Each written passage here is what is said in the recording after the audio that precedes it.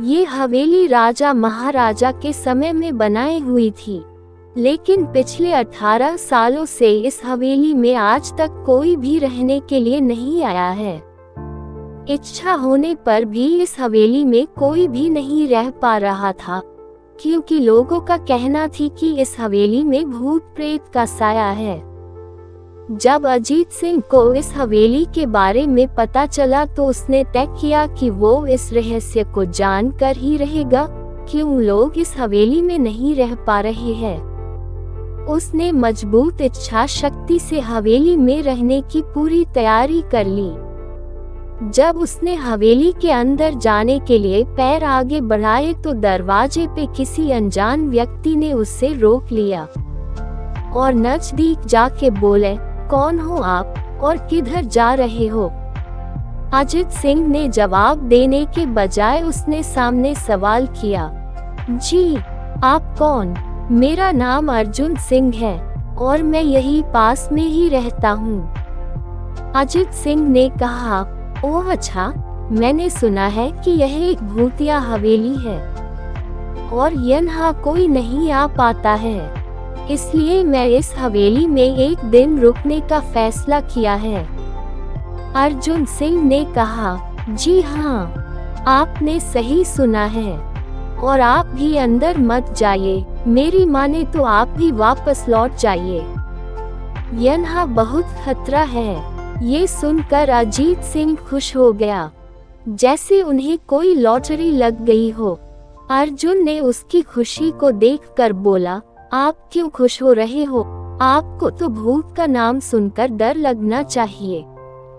शायद आपको पता नहीं होगा कि मैं भूत प्रेत में काफी दिलचस्पी रखता हूँ।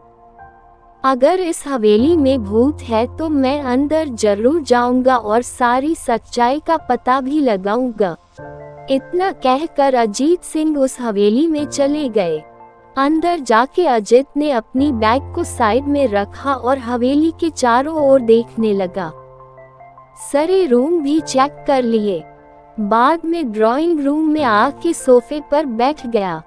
उसने वहां बैठकर दारू के 2-4 पैक भी पिए।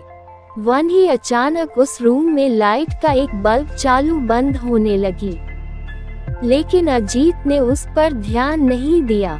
थोड़ी देर बाद दूसरा बल्ब चालू बंद होने लगा, फिर तो हवेली की सारी लाइट चालू बंद होने लगी। ये सब देखकर अजीत अपनी जगह पे खड़ा हो गया और संपूर्ण सावचेत हो गया। अचानक उसके सामने एक छोटा टेबल हवा में उड़ने लगा। करीबन 6 फुट हवा में ऊपर जाके गोल गोल घूमने लगा और बाद में अजीत की ओर तेजी से आने लगा। अजीत ने तुरंत ही अपनी जगह बदल दी और दूसरी ओर चला गया और वो टेबल वहीं जाके गिरा जहाँ अजीत खड़ा था। अजीत कुछ समझ पाता उतने में सोफे की शीट उसकी ओर आने लगी। वो जल्द खड़ा हो गया और छलांग लगा के दूसरी ओर कूद गया, जिसके कारण सोफा दीवार को टकराया और अजीत बच गया। अचानक सब कुछ शांत हो गया। अजीत ने चारों ओर सतर्कता से देखा और बड़ी आवाज में बोला, तुम जो भी हो सामने आकर के बात करो। वहीं एक बड़ी परछाई उसके सामने आई। अजीत ने उस परछाई को देखकर बोला, कौन हो तुम और क्यों मुझे मारना चाहते हो? परछाई, तुम्हारी भूल के कारण। अजीत, मेरी भूल? मैंने कौन सी भूल की? परछाई, इस हवेली में आने की भूल। मैं किसी को भी इस हवेली में खुश नहीं देख सकता। अजीत, लेकिन क्यों? वो परछाई ने जवाब दिया, आज से 18 साल पहले इस हवेली के मालिक ने मुझे यहीं पे ही मार डाला था। मेरी कोई गलती भी नहीं थी। इस कारण की वजह से मेरी आत्मा इस हवेली में भटकती रहती है। मैं किसी को भी इस हवेली में नहीं रहने दूंगा, क्योंकि इस हवेली में मेरा खून हुआ था। इस हवेली में जो भी रहने के लिए आएगा उसकी मौत होगी। अजीत ने कहा, मैं तुम्हें अपने असली रूप में देखना चाहता हूँ। तुम्हें मारने से पहले मैं तेरी यह इच्छा अवश्य पूरी करूंगा।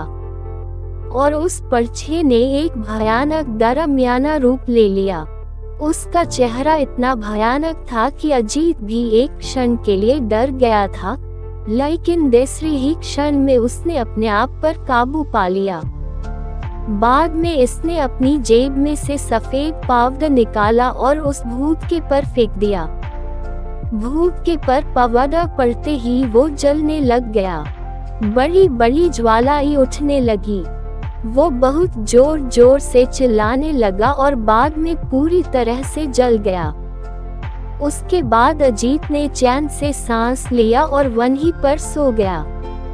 दूसरे दिन सुबह जब अजीत को सही सलामत हवेली से बाहर आते देख अर्जुन को आश्चर्य हुआ। अर्जुन ने अजीत से पूछा, तुम कैसे जिंदा हो? जब अजीत ने अर्जुन को कल रात को घटी घटना को पूरी तरह से बताया और बोला, अब ये हवेली भूतिया हवेली नहीं रही।